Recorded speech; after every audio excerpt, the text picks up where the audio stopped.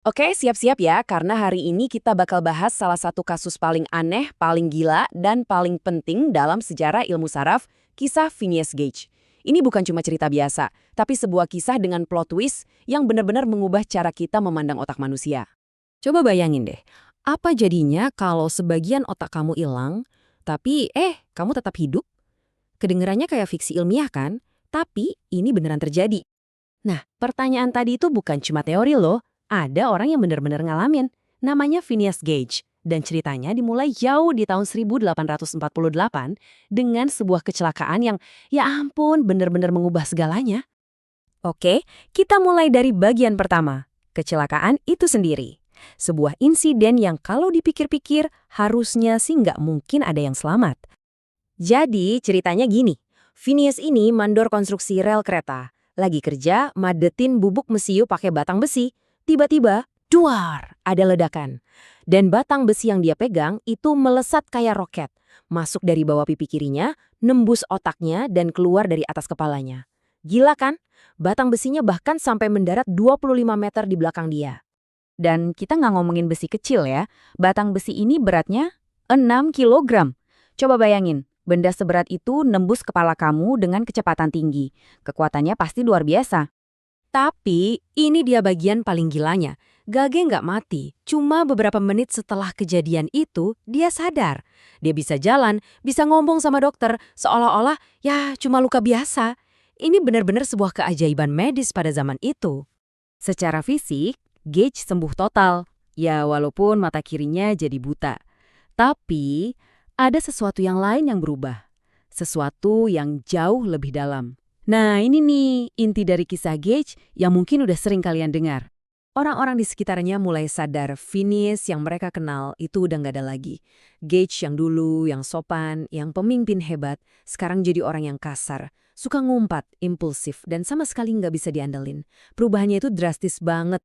Bahkan dokternya sendiri, Dr. John Harlow, nulis kalimat yang jadi terkenal banget. Keseimbangan antara kemampuan intelektual dan kecenderungan hewaninya tampaknya telah hancur. Gage bukan lagi Gage. Kalimat ini benar-benar nangkep perubahan dia. Sampai-sampai dia dipecat dari kerjaannya karena dianggap udah nggak stabil lagi. Oke, jadi apa sih yang sebenarnya terjadi di dalam otaknya? Yuk kita coba pahami sisi ilmiahnya pakai analogi yang gampang banget.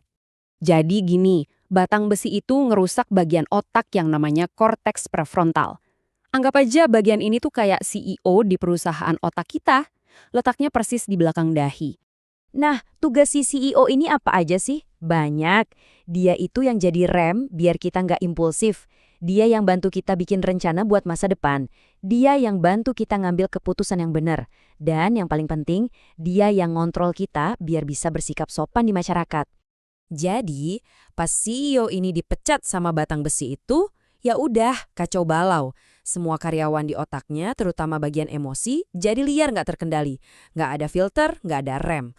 Makanya kelakuan Gage jadi kayak anak kecil yang lagi ngamuk. Biasanya, cerita Gage di buku-buku pelajaran berhenti sampai di sini.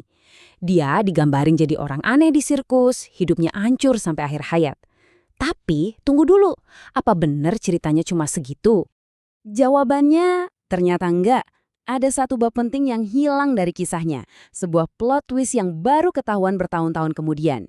Ternyata, kisah Gage ini bukan cuma soal tragedi, tapi juga soal pemulihan yang luar biasa. Coba dia lihat lini masa ini. Setelah kecelakaan tahun 1848, ada jeda waktu yang panjang dari tahun 1852 sampai 1859. Selama 7 tahun itu, dia pindah ke Chili. Nah, periode di Chili inilah kunci dari semua pemulihannya, yang sering banget gak diceritain. Jadi apa yang dia lakuin di Chili? Dia dapat kerjaan baru. Dan pekerjaan ini tanpa disadari jadi semacam terapi super efektif buat otaknya yang rusak. Dia jadi kusir kereta kuda jarak jauh di rute yang super susah. Coba deh bayangin, dia harus ngendaliin 6 kuda sekaligus. Lewat jalanan pegunungan yang bahaya, harus selalu on time buat penumpang, plus harus ngeladenin pelanggan. Ini bukan kerjaan main-main, ini latihan mental yang super intens setiap hari. Ilmuwan modern punya istilah keren buat ini.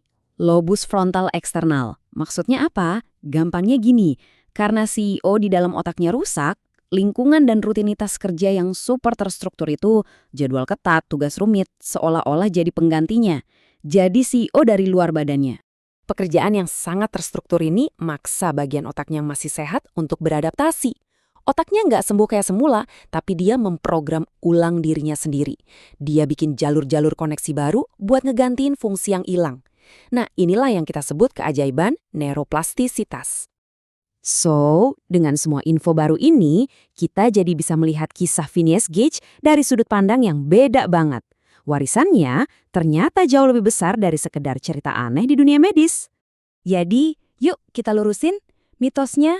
Gage jadi monster selamanya dan hidupnya hancur. Faktanya, dia berhasil pulih secara sosial, bahkan bisa kerja lagi. Mitosnya, ini cuma cerita soal kerusakan otak. Faktanya ini cerita yang luar biasa tentang adaptasi dan harapan.